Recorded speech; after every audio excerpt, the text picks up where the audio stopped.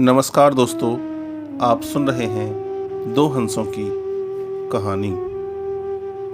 मानसरोवर जो आज चीन में स्थित है, कभी मानस सरोवर के नाम से विश्वविख्यात था और उसमें रहने वाले हंस तो नीले आकाश में सफ़ेद बादलों की छटा से भी अधिक मनोरम थे।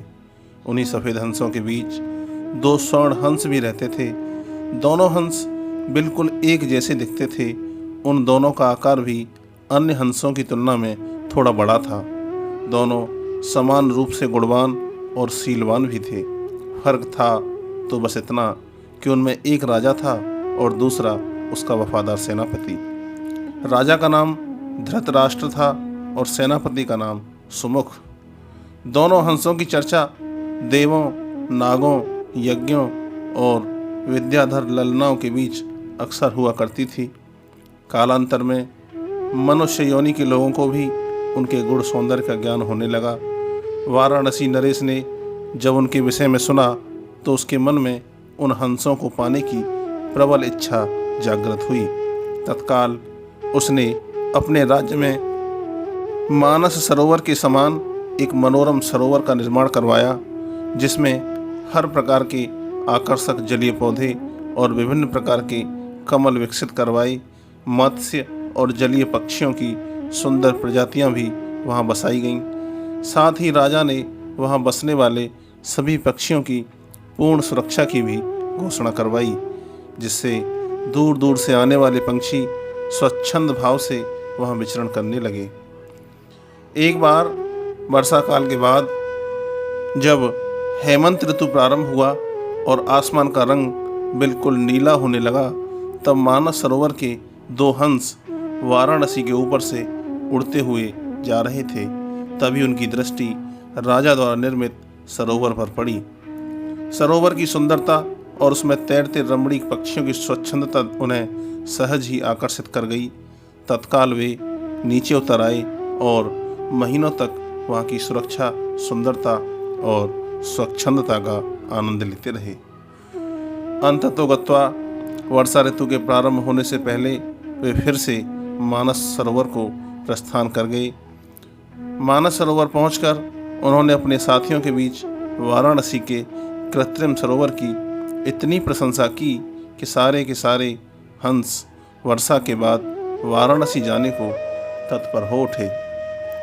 हंसों के राजा युधिष्ठिर और उसके सेनापति सुमुख ने अन्य हंसों की इस योजना को समुचित नहीं माना और कहा कि मनुष्य बड़ा ही चतुर प्राणी है और वह कोई भी कार्य बिना स्वार्थ के नहीं करता है। फिर भी कुछ दिनों के बाद हंसराज को हंसों की जिद के आगे झुकना पड़ा और वह वर्षा ऋतु के बाद मानस के समस्त हंसों के साथ वाराणसी को प्रस्थान कर गया।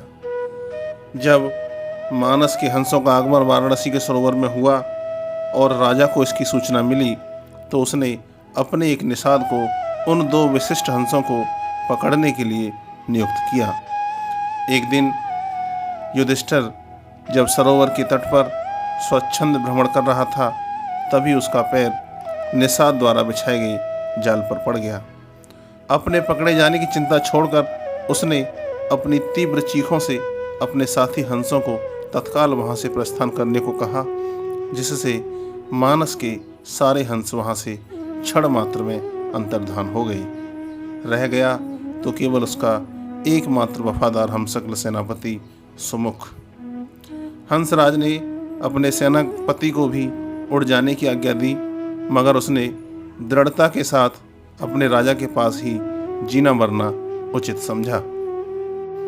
निषाद जब उन हंसों के करीब पहुंचा तो वह आश्चर्यचकित रह गया, क्योंकि पकड़ा तो उसने एक ही हंस था, फिर भी दूसरा उसके सामने निर्भीक खड़ा था। निषाद ने जब दूसरे हंस से इसका कारण पूछा तो वह और भी चकित हो गया, क्योंकि दूसरे हंस ने उसे यह बताया कि उसके जीवन से बढ़कर उसकी वफादारी और स्वामी भक्ति है। एक पक्षी के मुख से ऐसी बातें सुनकर निषाद का हृदय परिवर्तन हो गया। वह एक मानव था, किंतु मानव धर्म के लिए वफादार नहीं था। उसने हिंसा का मार्ग अपनाया था और प्राणियों को मारकर अपना जीवन निर्वाह करता था। शीघ्र ही उस निषाद ने अपनी जागृत मानवता के प्रभाव में आकर दोनों ही हंसों को मुक्त कर दिया। दोनों हंस कोई साधारण हंस तो थे नहीं।